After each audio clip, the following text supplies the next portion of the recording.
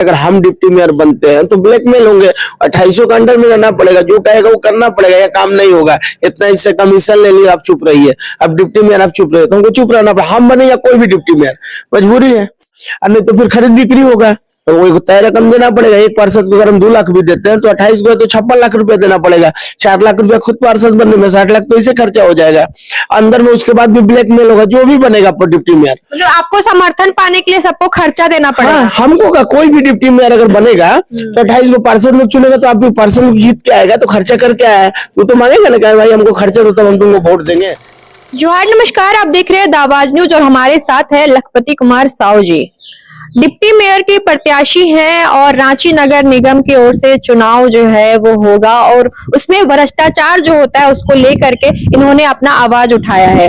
भ्रष्टाचार किस तरीके से नगर निगम चुनाव में किया जाता है वो आपको बता दूं कि डिप्टी मेयर का जो चुनाव होता है वो जनता के द्वारा डिप्टी मेयर नहीं चुने जाते हैं, बल्कि वार्ड पार्षद उनको चुनते हैं। अब पूरे रांची में 53 वार्ड मेंबर आते हैं और 53 वार्ड मेंबर जो भी प्रत्याशी को ज्यादा बहुमत देंगे वही डिप्टी मेयर का चुनाव जीतता है। मतलब एक प्रत्याशी को जीतने के लिए अगर 2 प्रत्याशी हैं, जीतने के कम से कम 28 वार्ड पार्षदों का मतलब समर्थन का आवश्यकता होगा अगर कोई बनना चाहते हैं तो उसके लिए डिप्टी मेयर को कितने ज्यादा खर्च करना पड़ेगा कि एक तो आप सभी उनके फेवर में बात करें या सब उन्हीं को चुने, उसके लिए डायरेक्ट जनता ना चुन करके डिप्टी मेयर चुनेंगे तो इस तरीके से भ्रष्टाचार बढ़ेगा। और किस तरीके से बढ़ेगा एक बार आपको इस चीज के बारे में एक बार लखपति कुमार साहू जी ही बता देते हैं। किस तरीके से आपको लगता है कि अगर डिप्टी मेयर का चुनाव वार्ड पार्षद अगर चुनते हैं अगर डिप्टी मेयर को, तो किस तरीके से भ्रष्टाचार को बढ़ावा मिलता है? पहले तो आपके चैनल को प्रणाम, आपके सभी दर्शकों को हमारा सादर प्रणाम। और कहना चाहेंगे मैं डिप्टी मेयर का प्रत्याशी लखपति कुमार साहू रांची नगर निगम से चुनाव लड़ूंगा। पिछले 2018 में मैं लड़ा था और दोबारा आपके मैदान में मैं आ रहा हूं। आप लोग का प्यार दुलार आशीर्वाद मिलेगा तो मैं डिप्टी मेयर बनूंगा। लेकिन नगर निगम चुनाव में ये जो चुनाव आयोग एक नया जुमला खोल दिया, संशोधन शब्द लिखकर डिप्टी मेयर को पार्षद चुनेगा, इसकी ये कर दिया है जो कि गलत है।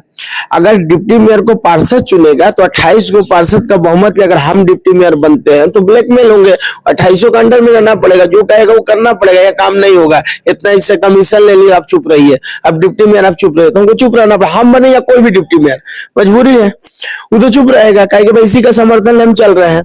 ये लोग कहेगा कि नहीं भैया ऐसा कैसे होगा, और नहीं तो फिर खरीद बिक्री होगा, तो वो तय रकम देना पड़ेगा। एक पार्षद को अगर हम 2 लाख भी देते हैं तो 28 को तो 56 लाख रुपया देना पड़ेगा। 4 लाख रुपया खुद पार्षद बनने में, 60 लाख तो इसे खर्चा हो जाएगा अंदर में। उसके बाद भी ब्लैकमेल होगा, जो भी बनेगा डिप्टी मेयर। मतलब आपको समर्थन पाने के लिए सबको खर्चा देना पड़ेगा। हाँ, हमको का कोई भी डिप्टी मेयर अगर बनेगा तो 28 को पार्षद लोग चुनेगा, तो आप भी पार्षद लोग जीत के आएगा तो खर्चा करके आया है, तो मांगेगा ना क्या भाई हमको खर्चा दो तब हम तुमको वोट देंगे।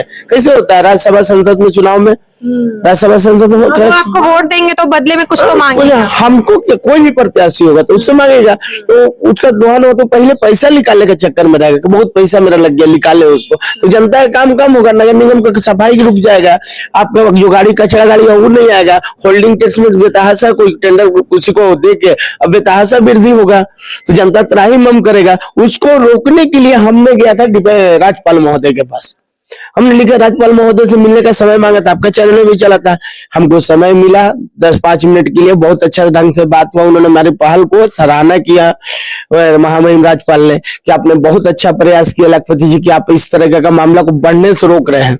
हम आपका बात को मुख्यमंत्री को बोलते हैं, आपका बात का जो आवेदन आप हमको दिए उसको फॉर्मेट करते हैं और उनसे आग्रह कर मुख्यमंत्री को हम आदेश देते हैं कि इसको इस विषय में सोचे। हमको राज्यपाल महोदय आश्वासन दिए हैं, वैसे तो हम हाईकोर्ट में भी रिट किए हुए हैं कि भाई डिप्टी मेयर को जनता चुने, जनता का वोट से अगर हम डिप्टी मेयर बनेंगे तो हम मजबूत रहेंगे। हम किसी का भी बात को बेधाड़ा कहेंगे, नाली कैसे बन रही, नाली बनाओ, या नाली पानी का प्रॉब्लम है भाई, यहाँ पर बिजली का दिक्कत है, हम बिजली ठीक करो, भाई इसका इंदिरा आवास का है, प्रधानमंत्री आवास योजना जो है उसको गरीब को मिलना चाहिए, क्या इसका खतियानी कागज है, सब कुछ है, तो झोपड़पट्टी बना कर रहा भाई, आपका नियम निकाले हैं प्रधानमंत्री, उसको रोजगार पैसा मिले, उसका घर बनेगा। लेकिन वही अगर हम डिप्टी मेयर पार्षद के चुनने से बनते हैं तो भैया हमको तो उसको लेके चलना पड़ेगा। मेरा वार्ड में इतना 50 वो घर बनेगा भैया, 3.5 लाख रुपए मिल रहा है, हमको इतना मिल रहा है, आपको कुछ नहीं बोलना है, तो उसको पैसा तो मेरा बदरबाट हो जाएगा, जनता का काम नहीं होगा। कहने का मतलब ये है। तो हमने कहने का मतलब जनता को चुने, डिप्टी मेयर, मेयर और पार्षद।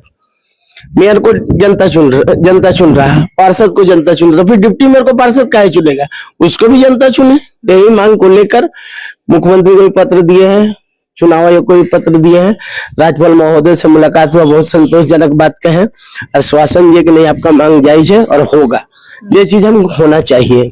चलिए, आपको लग रहा है कि होगा, ये आपकी बात को मतलब ध्यान में रखा जाएगा? जी जी, जैसा राज्यपाल महोदय ने आश्वासन दिया, बातचीत की है, उस हिसाब से लग रहा है कि मुख्यमंत्री को अगर आदेश देते हैं तो मेरा जनता ही चुनेगा डिप्टी मेयर को। चलिए, ये मतलब काफी अच्छी पहल किया है आपने कि इस तरीके जो भ्रष्टाचार जो बढ़ता, और अगर डिप्टी मेयर पार्षद के द्वारा चुने जाते तो फिर उस चीज पे पार्षद मतलब डिप्टी मेयर पे पार्षदों का बहुत ज्यादा दबाव भी होता, और वो दबाव में रह के फिर सही तरीके से निर्णय नहीं ले पाते और काम सही से नहीं हो पाता। जनता चुनेगी तो वो पावरफुल भी होंगे और जनता के हक के लिए वो लड़ाई लड़ पाएंगे, और उनके हक अधिकार के लिए जो भी उनकी आवश्यकता होगी उसको लेकर के अच्छा निर्णय ले पाएंगे, और उस पर किसी का भी दबाव नहीं होगा। और ये हमारे साथ है लखपति कुमार साहू जी, और ये डिप्टी मेयर के प्रत्याशी भी हैं, और इसलिए उन्होंने इस चीज को लेकर के आवाज उठाया, और इस चीज को लेकर के राज्यपाल को ज्ञापन भी सौंपा गया है, और इसको लेकर के क्या कुछ आगे जो भी निर्णय आएगा राज्यपाल के द्वारा या सरकार के द्वारा,